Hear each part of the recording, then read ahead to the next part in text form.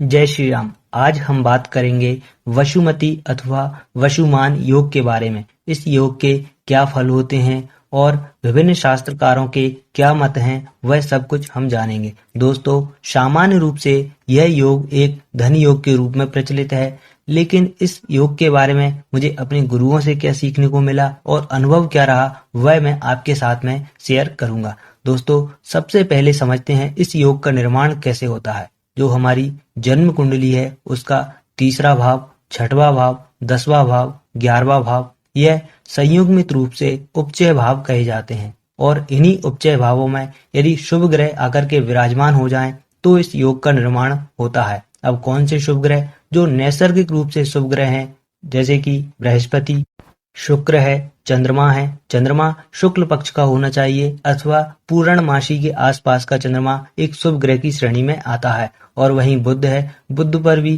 किसी रूप में पाप प्रभाव नहीं होना चाहिए। अब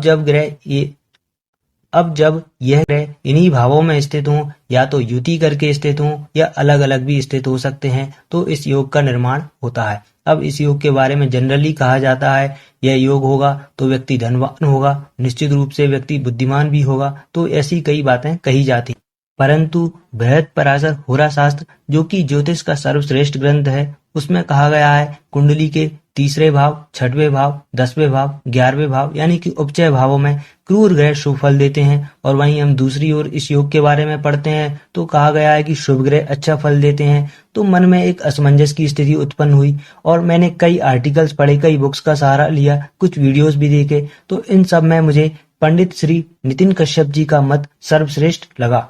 दोस्तों, जनरली रूप से यह देखा जाता है कि उपचय भावों में यदि क्रूर ग्रह होंगे तो व्यक्ति के अंदर लड़ने का सामर्थ्य देंगे, फाइटिंग स्पिरिट देंगे, यानी कि परिस्थितियां नकारात्मक होंगी तो व्यक्ति लड़कर के बाहर आएगा, संघर्ष करके बाहर आएगा। परंतु शुभ ग्रह हुए तो व्यक्ति को चीजें आसानी से मिल जाएंगी। अब यह व्यक्ति के माइंड सेट पर डिपेंड करता है कि वो उसको पराक्रम करके एक अपना नाम बनाना है या बैठे बैठाए चीजों को प्राप्त करना है। अब जब शुभ ग्रह इस भाव में स्थित होते हैं तो यह कहा जाता है कि व्यक्ति बचपन अच्छा बीतता है। निश्चित रूप से व्यक्ति का जो बचपन होगा उस समय उसको सारी सुख सुविधाएं, भौतिक भोग विलास की चीजें हैं, वह आसानी से प्राप्त हो जाएंगी। व्यक्ति की जो इच्छा है वह पूर्ण रूप से पूरी होती रहेंगी।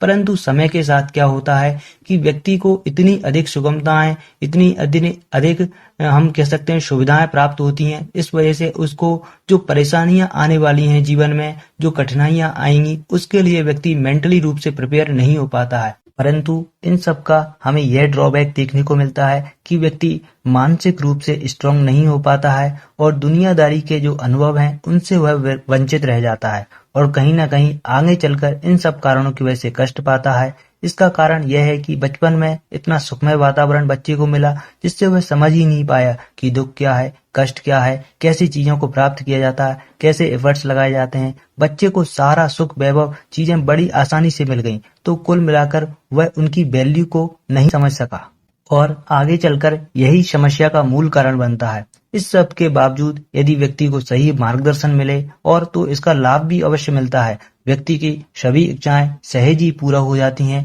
व्यक्ति को संघर्ष कम करना पड़ता है, धन की कमी नहीं रहती है। यदि धन का सही मैनेजमेंट किया जाए और सही निर्णय लिए जाएं तो निश्चित रूप से व्यक्ति का जीवन काफी सहज और सुगम ही हो जाता है। व्यक्ति को ज्यादा संघर्ष, स्ट्रगल अपनी लाइफ में नहीं करना पड़ता है। यह योग होगा तो एक चीज और देखने को मिलती है कि व्यक्ति के अंदर रेजिस्टेंस पावर काफी कम होती है। यानी कि किसी चीज के लिए अगर कोई मांग रहा है, कोई कार्य आपको करने की बोल रहा है, तो आप मना नहीं कर सकते। कहीं ना कहीं आपके अंदर इतनी दृढ़ता नहीं होगी कि आप मना कर पाए। तो यह भी एक ड्रॉबैक के रूप में देखने को मिलता है।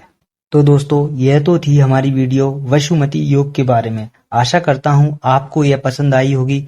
और भी ज्योतिष से संबंधित महत्वपूर्ण जानकारी के लिए आप हमारे चैनल पर विजिट कर सकते हैं, चैनल को सब्सक्राइब कर सकते हैं। वीडियो को पूर्ण देखने के लिए आप सभी का सहृदय धन्यवाद।